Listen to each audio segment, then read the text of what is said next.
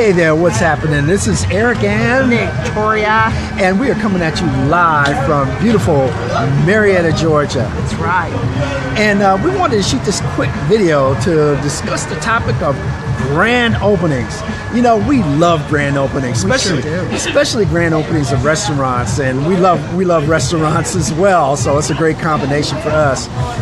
But because we're so focused on marketing, we love to see what restaurants do wrong and what they do right when they have a grand opening. We had a wonderful evening, a wonderful dinner, but Eric's going to point out some things. Well, you know, it's just sometimes fun to watch because, you know, that's probably when they have the most pressure. You know, right there when you're getting started. And it's a lot like starting any type of business, and really. It was a soft opening. Yeah, and when you start your network marketing business, and you know, it's like you're waiting to see how you're going to do, and you're waiting to get that first client, that first sign up, and you're waiting to get that first no, you know, hopefully a first yes.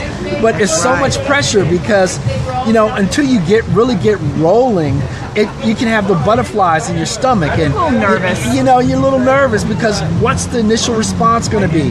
Now, with this particular restaurant, they're gonna want to look at Yelp. They're gonna want to look at the reviews. They're gonna want to see what those initial reviews are because they're having a grand opening, right? So they want to see, well, what's the initial response? So they're under a lot of pressure right now. A lot of scrutiny. And so that's one of the reasons why we love to go to grand openings of restaurants. And so a couple of things we noted. Now, the restaurant in the title, it's got the word tavern, right? And tavern evokes a certain emotion. You kind of creates a certain expectation of a certain atmosphere. Yeah. But usually when I go to a tavern, I'm not expecting necessarily fine dining. And that was really, let's say that particular thought was even clarified when we drove in. That's right. There was no valet, so it's like self-parking, right? Low lights, very dark, and yeah, like seductive, very romantic. Self-parking. So, you know, I kind of felt like, well, this is not really fine dining. It's, you know, a tavern, right? Yeah. But, you know, when we got in there and looked at the menu, we were like, oh, sticker shock. they're pricing like it's fine dining. And don't get us wrong, we love fine dining. We love fine dining. We love it. We love to take family and friends to birthday and do things. But when I go to fine dining, I know it's fine dining. And I don't mean from a financial standpoint, it's a whole mentality.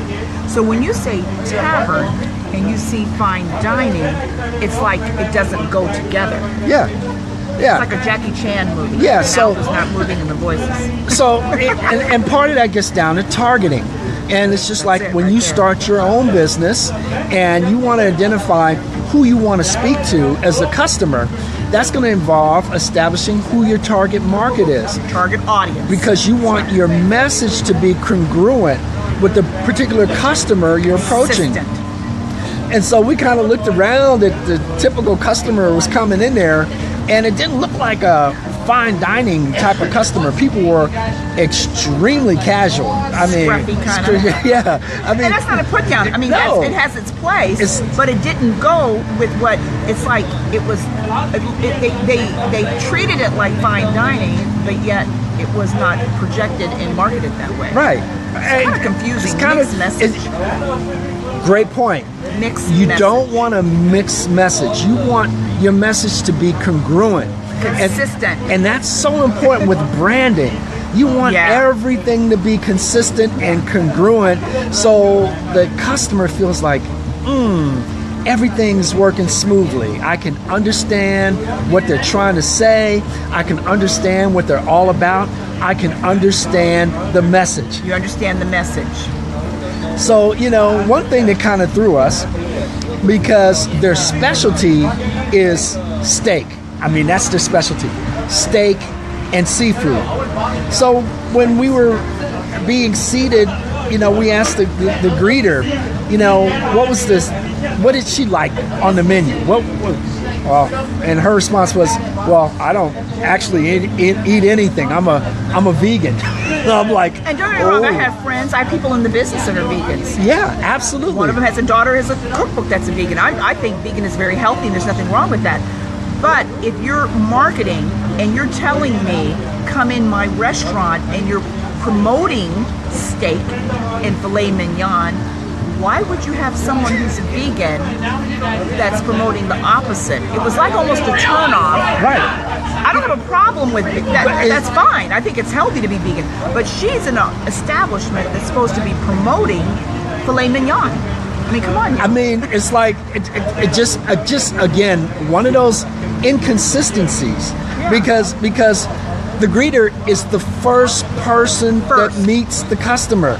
So that's the person that makes that initial impression, and initial impressions are lasting. That's right. So when I meet a greeter and I ask them what they like on the menu, I want them to get excited. I want them to say, "Hey, you just arrived at the best place we have the best food. We have it's just awesome. I just love it." She made a comment. She goes, "Ooh, I don't eat any of that kind of vegan food." That's fine. She should be working in a vegan restaurant, and I think she'd be fabulous in a vegan restaurant. Oh, absolutely. But when you're in a place and we're not steak people, Eric and I are more seafood. Yeah, we're seafood. But the fact is, what if I had been a steak person? And I don't eat steak. But what if I had been a steak person? That would have been a total turnoff to me. Marketing message. What are you sending? Marketing message.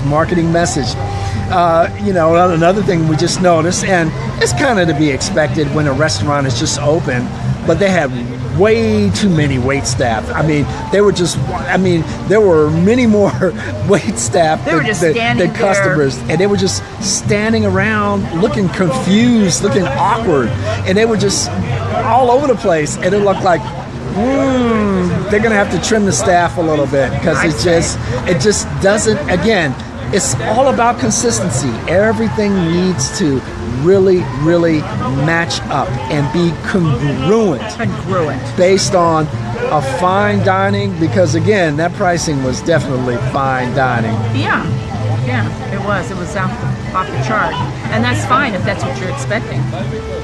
So again, this is just a brief message, and we did ultimately have a great time here, and but with that, this is Eric and Victoria. If you guys find value in the type of information we're providing and you like additional information, just type info in the comments. Just type info and we'll definitely get that information right out to you. That's right. Otherwise, hope you guys are having a great evening as well. If not, make it a great one. And remember, excellence always prevails.